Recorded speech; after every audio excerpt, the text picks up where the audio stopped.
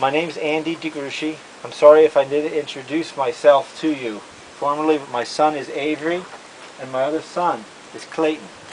And we came to help you a little bit. Hope we helped.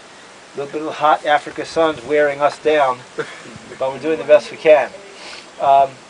Why I did this was I thought in the United States we have a problem with the old buildings that are a few hundred years old.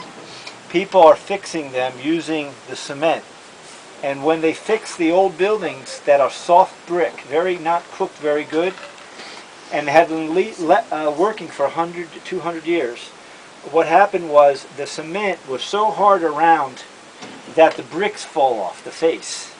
And when I was here in Cameroon, I saw mud brick buildings with the cement as the mortar, and the brick faces come off.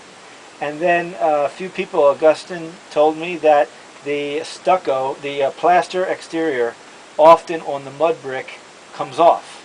So what we started doing in the United States is working, is we stop using for fixing old buildings or anything you have soft material that you build with.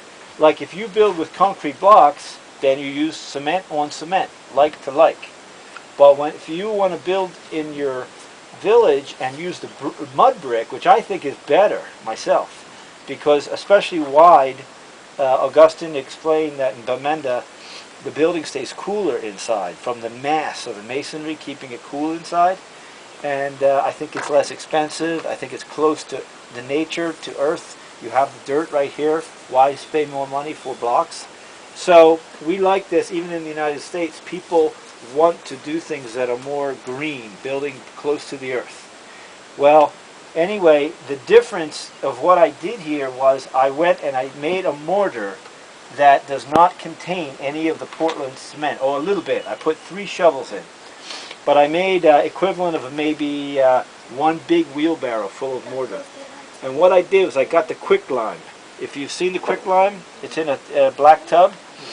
And that black tub, to that, when you add water, it will double in volume. So it will make 2 tub worth of white cream. To that, I added 15 kg of quicklime, turns to 30. Then I added 90 kg of coarse sand, 12 buckets of coarse sand. Then I put 3 shovels of Portland cement in, only because I only had 2 days to do this, and I wanted to give it a kick, a set. Otherwise, the way the lime sets is not because you add water. It takes weeks and weeks and weeks to get hard, slowly. And in the United States, we have 200- and 300-year-old buildings that were built with just the lime and sand. And the genius behind it that maybe the old masons didn't know, but now we're realizing, oh, maybe they did know, was when the mortar's not rock hard, but soft, when the movement of the earth or the mortar's soft, it moves with. So if you put rock hard cement on soft brick, if there's a movement, it cracks and comes off. But if it's soft, it will move a little bit, you know? So the old buildings were working. So this mix that I use, I laid all the bricks, mud bricks, 2 wide, all of them with the lime and sand mix. Then what I did was we put the stucco, we call it, but it's exterior plaster. We put 1 coat with the cement mix that you use, and that will be 1 Portland cement, 1/2 coarse sand, 1 and 1/2 coarse sand, 1 and 1/2 fine sand. And we put that on half. The other half we did the same exact mix that I used to lay, I put it on there. Then we covered it. It started raining yesterday. When I came back this morning, my soft area had cracks all in it, cracks.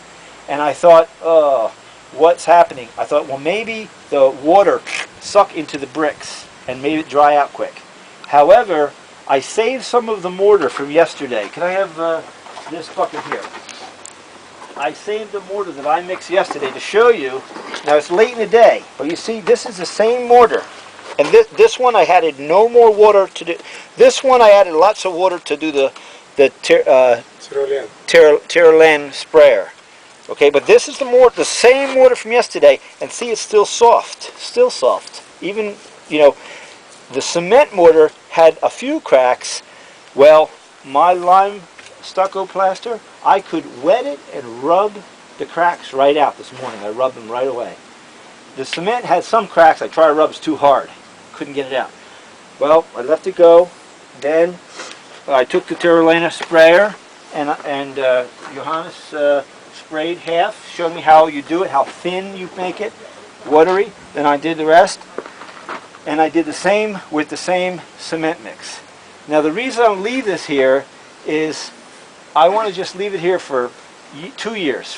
Just forget about it. You can. I'm going to wet it tomorrow, and the next day I'll wet it to help it cure slowly, and then I'm just going to say, you know, you can forget about it, or you can go, oh, if you want to go past it, you know, whatever. But forget about it, because I want to see in 2 years, does this softer material, softer, is it staying on there, and did this stuff with water getting in around all of a sudden falling off?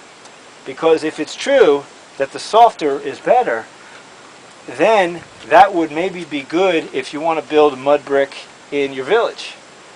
The other thing is, in the United States, the cement costs about $12 a bag, and the lime only costs $5. So it's not available except for quicklime here. But you know, if enough people want it, I think it's very cheap stuff. It would come. So this would make stucco, mortar, even to lay the bricks, everything, maybe half the cost, and maybe last 3-4 times as long.